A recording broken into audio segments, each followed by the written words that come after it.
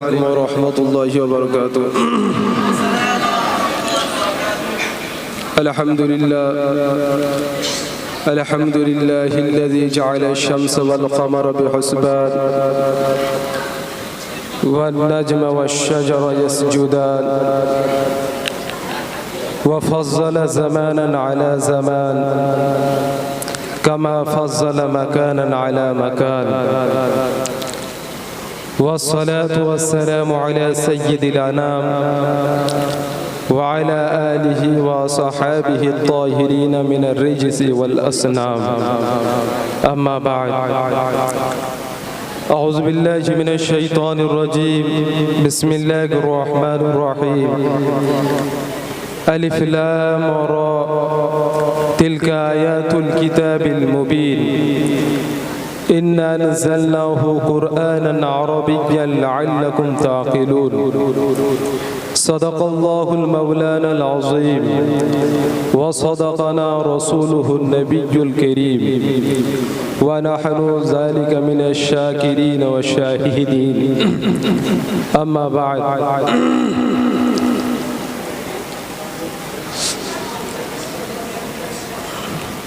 আল্লাহ সুবহানাহু ওয়া তাআলার অশেষ মেহেরবানি যে আমাদের তিনি একত্রিত করেছেন এই দুর্দিনের সময়ে, আর এটা নতুন বছর, সেই হিসাবে নতুন বছরে আলোকপাতে এই বিষয় করবেন আমাদের মুফতি রহমতুল্লাহ সাহেব। উনি এই বিষয়ে আলোকপাত করবেন ইনশাআল্লাহ। আমি এক দুটো কথা বলবো বলে ইতি করব।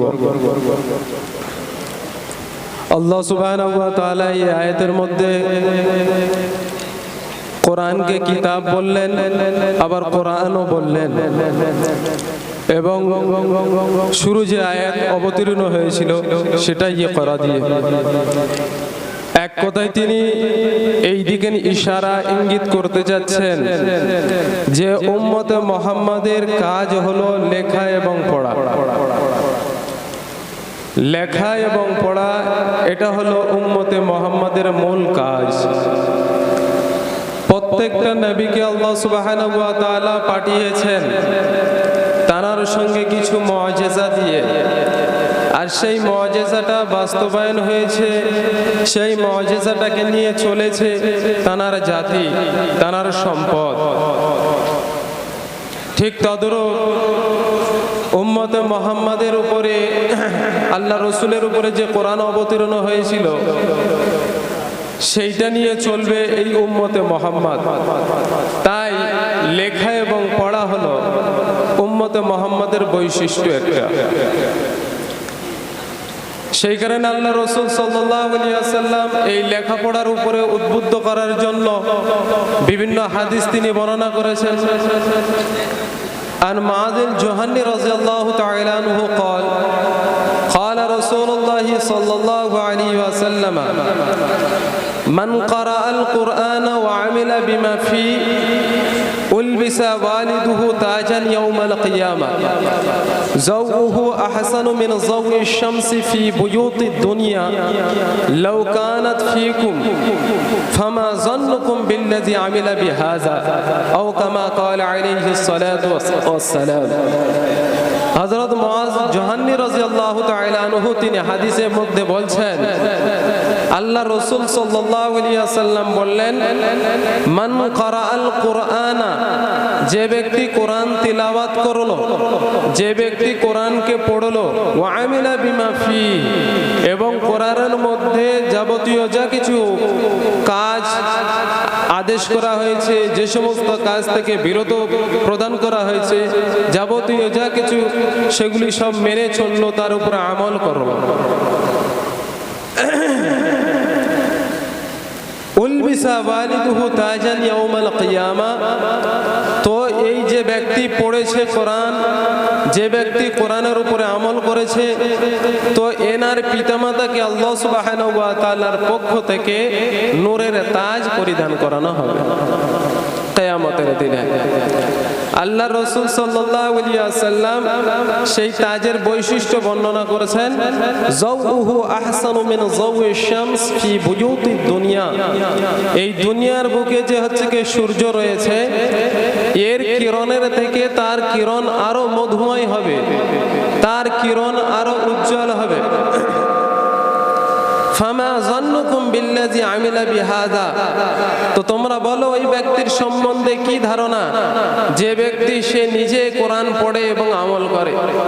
তো যে ব্যক্তি সে নিজে কোরআন পড়ে এবং আমল করে, তার বদৌলতে তার পিতামাতার যদি এমন মর্যাদা দেওয়া হয়, তো সেই যে ব্যক্তি এই রকম পড়ছে সেই ব্যক্তির মর্যাদাটা তাহলে কি হবে।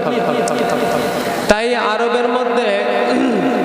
আরবির মধ্যে একটা প্রবাদ বাক্য লিখছে যে আজাবান লিআমরিল কুরআন, কোরআনের ব্যাপারে আমি আশ্চর্য।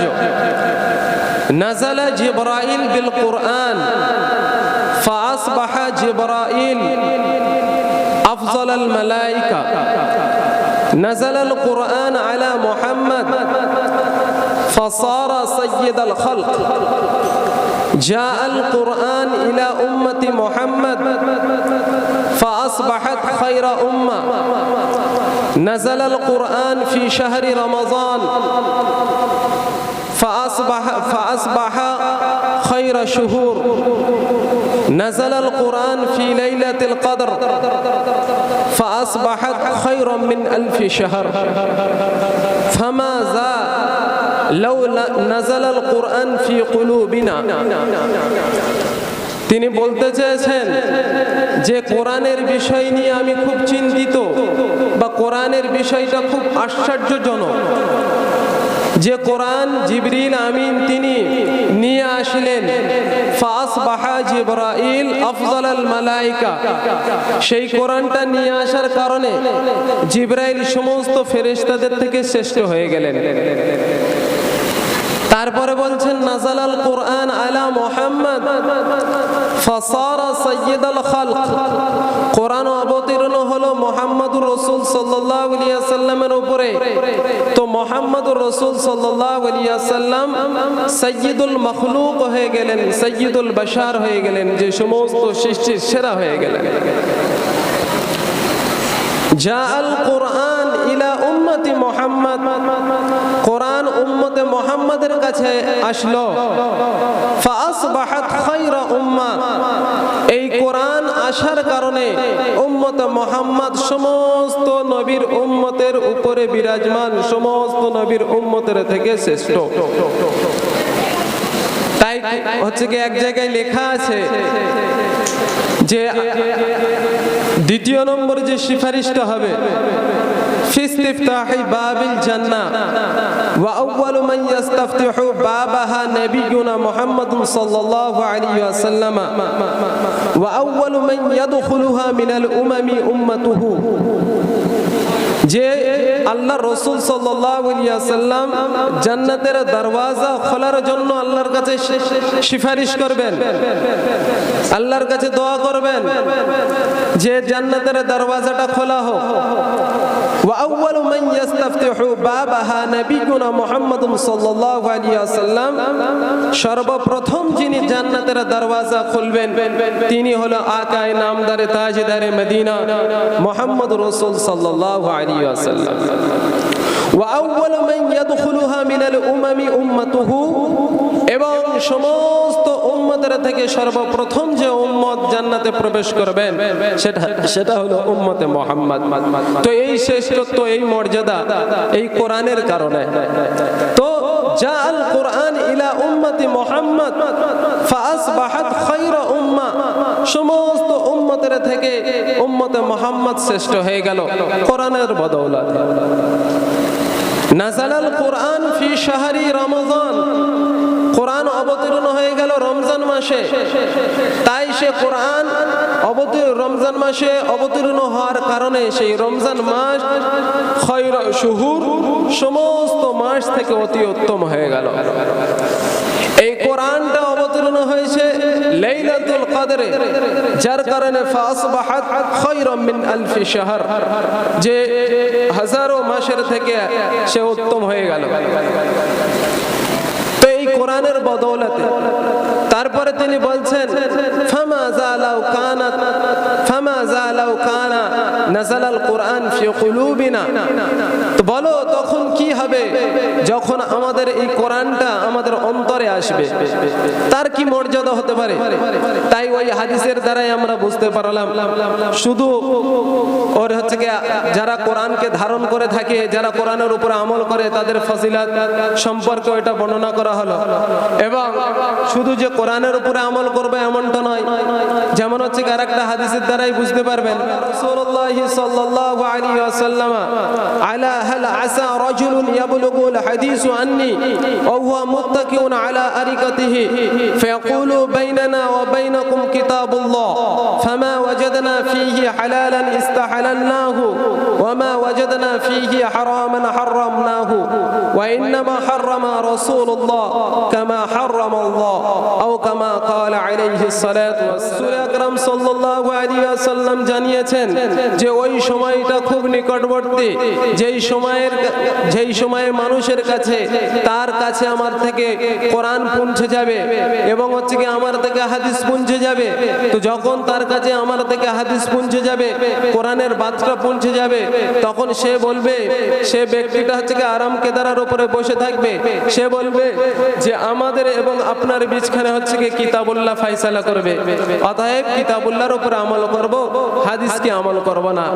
ফামা ওয়াজাদনা ফীহা হালালান ইস্তাহালালনাহু ওয়া মা ওয়াজাদনা ফীহা হারামান হারামনাহু। যাবতীয় যা কিছু হালাল জিনিস আমি কিতাবুল্লাহর মধ্যে পেয়েছি তার উপরে আমল করব, আর যাবতীয় যা কিছু হারাম জিনিস আমি কিতাবুল্লাহর মধ্যে পেয়েছি তার উপরে আমল করব। আল্লাহর রাসূল সাল্লাল্লাহু আলাইহি ওয়াসাল্লাম আফসোস করে বললেন ওয়া ইন্নামা হাররামা রাসূলুল্লাহ কামা হাররামাল্লাহ। ওই হতভাগা সে জানে না যে যেমন আল্লাহ সুবহানাহু ওয়া তাআলা বস্তুকে হারাম করার অধিকার রাখে, আমিও রাসূল আমিও সেই রকম বস্তুকে হারাম করার অধিকার রাখি, আমিও বৈধ করার অধিকার রাখি।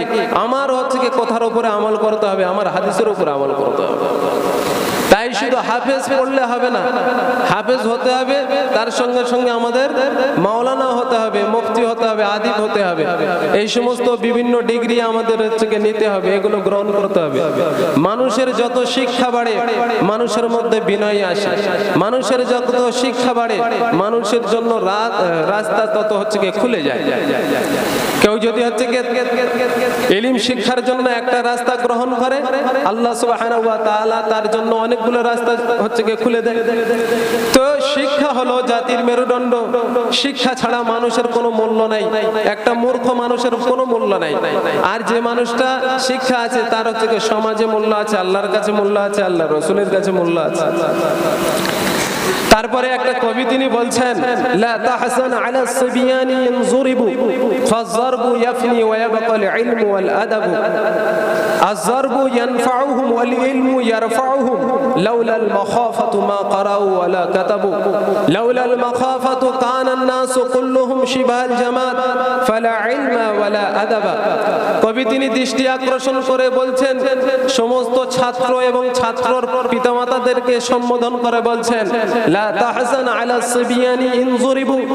এই যে হচ্ছে কি উচ্চমানের শিক্ষা, এই শিক্ষা গ্রহণ করতে গেলে শিক্ষক কখনো হচ্ছে কি ডাঁটবে, কখনো ছোট কথা বলবে, কখনো বড় কথা বলবে, কখনো মারবে।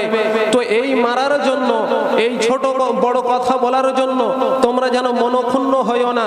লা তাহজান আলা সিবিয়ানি ইনজুরিবু ফাযরবু ইয়াফনি ওয়া ইয়াবকাল ইলমু আল আদাবু। কেন মার, এই মারের আঘাত আপনার 1 ঘন্টা 2 ঘন্টা 5 ঘন্টা 24 ঘন্টা থাকবে, তারপরে ওই মারের দাগ আর দেখা যাবে না। বেশি থেকে বেশি 1 মাস থাকলো ওই মারের হচ্ছে কি দাগটা, তারপরে হচ্ছে কি তোমার ওই মারের দাগটা আবার পুছে যাবে। কি আযরবু ইয়াফনি ওয়া ইয়াবকাল ইলমু ওয়াল আদাবু। এই মারের কারণে যে শিক্ষাটা গ্রহণ করেছিল ওই ছেলেটা, ওই শিক্ষাটা কিন্তু হচ্ছে কি ওর জন্য ওর কাছে সকল সময় রয়ে যাবে। আযরবু ইয়ানফাউহুম ওয়াল ইলমু ইয়ারফাউহুম। মার হচ্ছে কি শিক্ষকের হচ্ছে কি ছোট বড় কথা বলা, বড় ছোট কথা বলা, এই যে কথাগুলো এইগুলো হচ্ছে কি তার জন্য উপকারে আসবে। আর ওয়াল ইলমু ইয়ারফাউহুম, আর এর দ্বারাই যে শিক্ষা গ্রহণ করবে সেই শিক্ষা তার মর্যাদা উচ্চ শিখরে পৌঁছে দিবে।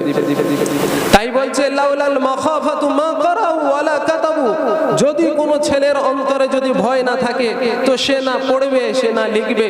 লাউলাল মাখাফাতু মা করাউ ওয়ালা কাতাবু লাউলাল মাখাফাতু কান নাসু কুল্লুহুম শিবাহাল জামাত। আর যদি এই ভয়টাও না থাকে তো সমস্ত মানুষ ওই হচ্ছে কি জড় বস্তুর ন্যায় হয়ে যাবে। মানুষের কাছে যখন হচ্ছে কি বাদ শক্তি থাকবে না, যখন বাক্যের জ্ঞান থাকবে না, যখন তার কাছে হচ্ছে কি শব্দের ভান্ডার থাকবে না, সে তখন হচ্ছে কি নিজের ভাব প্রকাশ করতে পারবে না। তো এমন সে যেন হচ্ছে কি তোমার গোগা, সে যেমন হচ্ছে কি জড় বস্তু, নিজের ভাব প্রকাশ করতে পারছে না। তো এ মানুষ রূপে হলো হচ্ছে কি জড় বস্তু। তাই আল্লাহ সুবহানাহু ওয়া তাআলা আমাদের শোনার থেকে বেশি বেশি আমল করার সুযোগ দান করুক। ওয়া আখিরু দা'ওয়ানা আনিল হামদুলিল্লাহি রাব্বিল আলামিন।